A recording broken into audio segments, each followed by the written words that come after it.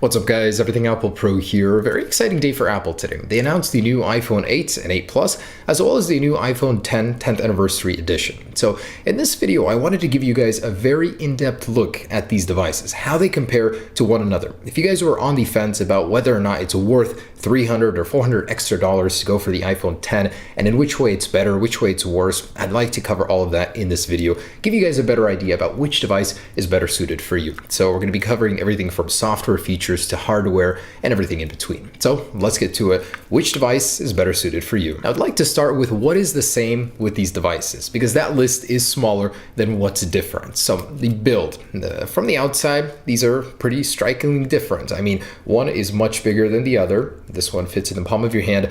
This one doesn't. I mean, not so comfortably anyways to use with one hand. This is definitely a one-handed operational device, more or less so than the iPhone Plus series. I mean, this is pretty close in size to the iPhone 8 now. They both feature a very similar design with glass on the front and back, and the actual type of glass is the same on both the iPhone 10 and the iPhone 8 and 8 Plus series, as it is 50% harder than the standard glass on the iPhone 7 and 7 Plus. So that's good in terms of durability. As far as displays go, these guys do have the same technologies when it comes to displays in terms of True Tone, so they will both adjust the ambience of the display to the current color temperature in the room, giving it a more even look. Also, they are both capable of the same brightness. So even though this one is an organic LED display, it is still capable of about 625 nits, the same as the iPhone 8 and 8 Plus. And I was actually wrong about this in my original video. Both of these devices are still using IP67 water resistance. So that means 3 feet for 30 minutes, not longer. I said IP68, and that is just not true. So both are splash resistant, but definitely don't take them in the pool expecting them to survive. Now, the processing power across all three of these devices is the same. So you're going to get the Apple A11 chip with the Neural Engine and A11 Motion coprocessor on all three devices. So they'll all be just as powerful as each other, although it's not confirmed. The iPhone 8 though will be getting a gigabyte less of RAM compared to the 8 Plus and iPhone 10. Now, all of the cameras are 12 megapixel, although only the 8 Plus and the iPhone 10 will be getting the portrait mode. So using an improved version of the existing one, you're going to get that bokeh effect in some certain locations and pictures that you decide to use that on. All of the devices do have the improved flash unit with a 2 times better uniformity when taking pictures in the dark with that flash, so that's good. Both the iPhone 8 Plus and iPhone 10 do have the new portrait lighting mode, which is in beta. And surprisingly, all of the devices can do the 4K 60 frames per second and 1080p at 240 frames per second.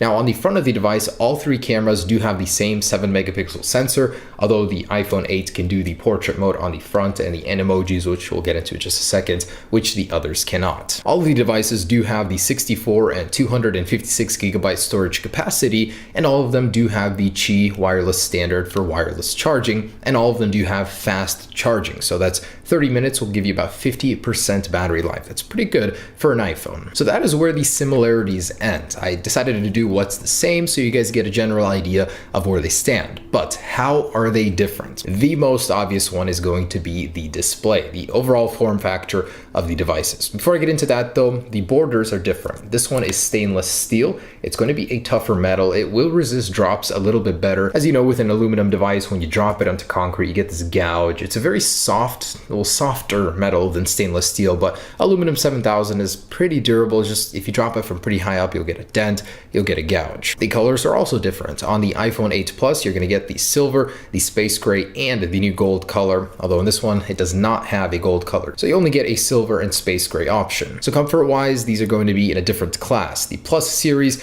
is not so simple to use with one hand. You really got to stretch, and that's why it has reachability. On this guy, it's a lot easier to use with one hand. The iPhone 8 is comparable in terms of screen size, although this one is just a little bit wider by a few millimeters.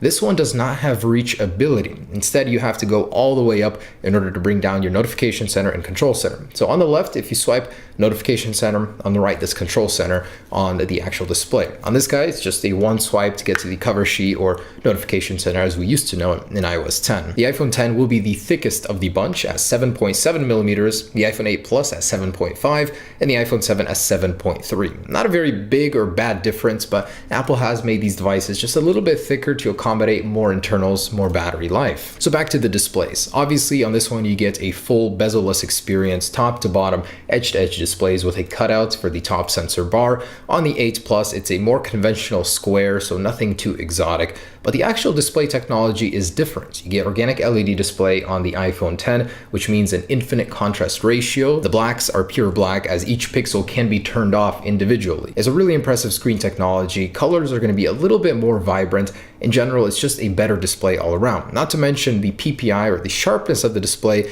is considerably better. You've got a 458 pixels per inch density on the 10, a 401 on the 8 Plus, and a 326 on the standard iPhone 8. So front-facing cameras, both are 7 megapixels, although this one is a Face ID capable device, meaning it can scan your face, a 3D map model of your face can be made, and you can do different things with them, such as unlock your phone with Face ID, pay for certain things with Face ID, or even do animojis, a new cool little fun trick that the iPhone 10 has. Animate your own emojis using your face. This guy is not capable of that. That means it will not be getting portrait mode either, in order to take those cool portrait mode effects using your face. Now, as far as cameras go, the iPhone 8 Plus, iPhone 8, and iPhone 10 all share 12 megapixel sensors, but between the 8 Plus and the iPhone 10, there are several key differences. For one, this thing has a lower aperture on its telephoto zoom lens. That means you're going to get a better picture, better quality in low light. This one also does have dual optical image stabilized sensors. That means as soon as you zoom in a video or a photo,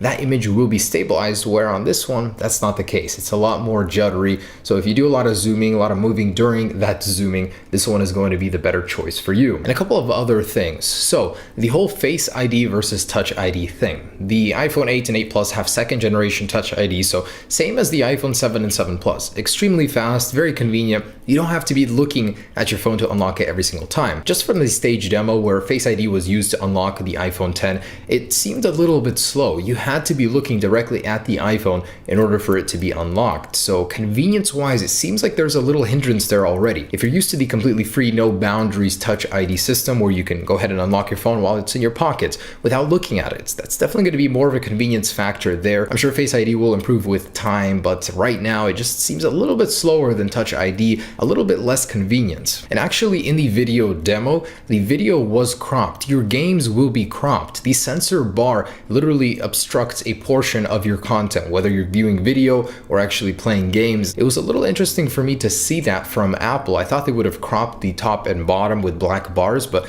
nope, it's literally just obstructing your content. And if you don't want that, definitely go for the larger plus size. Not to mention, these are not comparable. Your content will appear bigger on the Plus series phone just because it has more room to expand width-wise. This one is a very constrained device. Your content will definitely appear smaller than this one, even though there's more room with a taller display. Just something to consider. And then the topic of battery life. So all of them do have pretty good battery life. The iPhone 8 and 8 Plus have the same as the iPhone 7 Plus, and this guy has 2 hours better battery life than the iPhone 7. So where does that put it comparing it to the 8 Plus? The iPhone 10 will do an hour less internet usage time and video playback compared to the iPhone 8 Plus. So not too bad actually. 1 hour less for this huge display is not a bad deal. And lastly, price and release date. So the iPhone 10 definitely carries with it a premium over the iPhone 8 and 8 Plus, $200 over the iPhone 8 Plus, and $300 over the standard iPhone 8. Now, considering all that you get for those $300,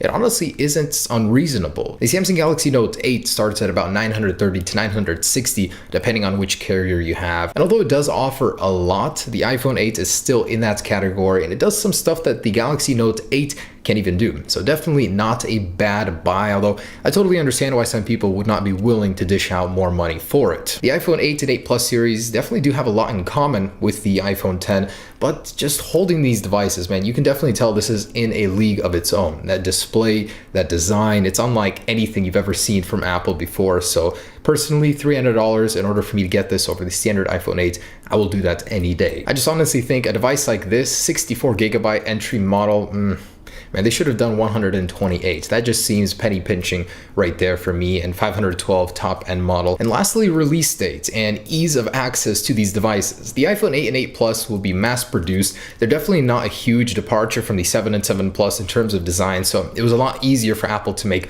a lot of them. That means they're not going to sell out as fast, and you'll probably be able to get one if you really wanted to. The iPhone 10 though, oh man, this thing will be extremely limited at launch, and it's going to be launching a little over a month after this guy. So November 3rd for this street day, September 22nd for these guys. So it will be releasing later. It'll have a smaller supply. That means it'll be harder to get in general. So if you guys definitely wanted to get one, the 8 and 8 Plus series would be easier. Just another reason to go for one of those. But the wait will be worth it for this one if you really, really want to. So there it is, guys, the iPhone 10 and the iPhone 8 and 8 Plus. They do have a lot of similarities, they do have a lot of difference, but depending on what you're looking for from these devices, it's definitely your choice. I'm choosing the iPhone 10 any day over these guys. So thanks for watching, guys. Hope you enjoyed this video. Hopefully it made your decision just a little bit easier deciding between them. Peace.